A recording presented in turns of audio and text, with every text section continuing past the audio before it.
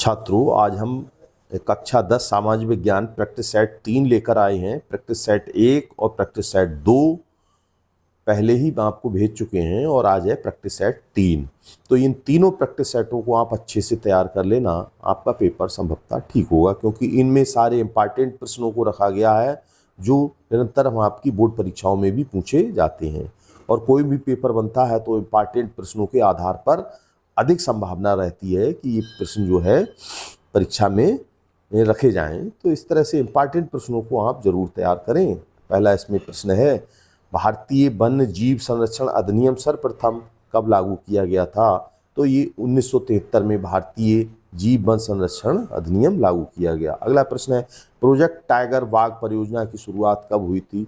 तो project tiger बाघ परियोजना की शुरुआत भी 1973 में हुई थी। अगला प्रश्न इसका आता है, ग्रीन इंडिया मिशन किस वर्ष आरंभ किया गया था? तो ग्रीन इंडिया मिशन जो है वह 2014 में आरंभ किया गया था, ग्रीन इंडिया मिशन। अगला इसका प्रश्न आता है, सुंदर वन राष्ट्रीय पार्क किस राज्य में स्थित है? तो ये पश्चिम बंगाल में राज्य पूछा गया, तो ये पश्चिम बंगाल में स्थित है। अगला प्रश्न आता है आपका, जिम कॉर्बेट राष्ट्रीय पार्क किस राज्य में है? तो ये जिम कॉर्बेट राष्ट्रीय पार्क उत्तराखंड राज्य में है। अगला प्रश्न आपका आता है, हरा सोना निम्न में से किसे माना गया? तो प्रकृति को, यानी कि प्राकृतिक वनस्पति जितनी है उसको हरा सोना माना गया है।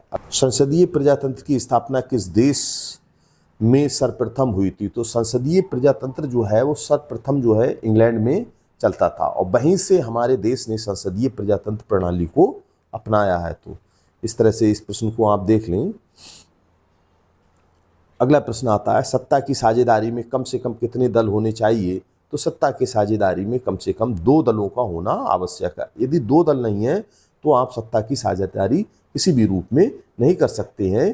तो एकल सत्ता मानी जाएगी, 1 दल होगा, या 2 दल से अधिक होने चाहिए। अधिक कितने भी हों, बहुदलीय प्रणाली भी होती है।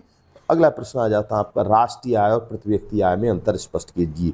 तो राष्ट्रीय आय क्या होती है? राष्ट्रीय आय ये पूरे देश की 1 वर्ष की आय होती है, उसका अनुमान लगाया जाता है। जो पूरे देश की आय होती है 1 वर्ष की, उसको राष्ट्रीय आय कहा जाता है। और प्रति व्यक्ति आय यानी कि कुल जनसंख्या, कुल राष्ट्रीय आय जितनी हमारी 1 वर्ष की है और उसे जनसंख्या से भाग दे दें, देश की जो कुल जनसंख्या है, तो हमारे देश की राष्ट्रीय आय निकल आएगी। जब लगभग 150 अरब, 1 अरब 50 करोड़ जो भी है, 45-50, तो उससे अगर भाग दिया जाए तो देश की आय, प्रति व्यक्ति आय निकल आएगी। और प्रति व्यक्ति आय के आधार पर देश की महंगाई को निर्धारित किया जाता है। तो इस तरह से ये प्रति व्यक्ति आय आपकी होती है। और इसमें आप देखें, अगला, कुल जनसंख्या को भाग देने पर प्रति आय राष्ट्रीय आय प्राप्त होती है। इसमें बढ़िया प्रश्न है, इसको भी आप तैयार करते चलें।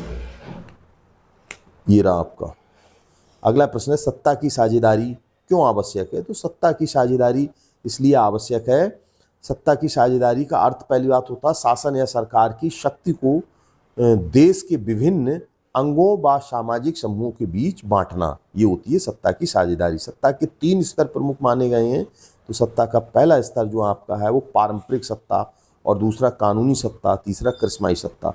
तो इन तीनों को आप समझ लें ढंग से, किस तरह के सत्ता के स्तर होते हैं। तो पहला स्तर होता है सत्ता, पारंपरिक सत्ता, इनके प्राचीन काल से ही जो राजा महाराजाओं की सरकारें चली आ रही, सत्ता चली आ रही, उनके आदेश चले आ रहे हैं, उन्हीं को मानना ही वो पारंपरिक सत्ता कहलाती है। और अगली होती है कानूनी सत्ता। कानूनी सत्ता वह होती है जिसमें अपने देश का एक संविधान होता है और संविधान को लिखा जाता है, उसके नियमों के अनुसार, जैसे परिवार भी चलता है ऐसे ही हमारा देश चलता है, तो वो कानूनी सत्ता होती है। और करिश्माई सत्ता क्या होती है? नेता के विचारों के प्रभाव द्वारा सत्ता को टिका रहना। तो नेता के विचारों के प्रभाव के आधार पर हम यदि देखें तो अपने देश में भी ऐसा ही हुआ।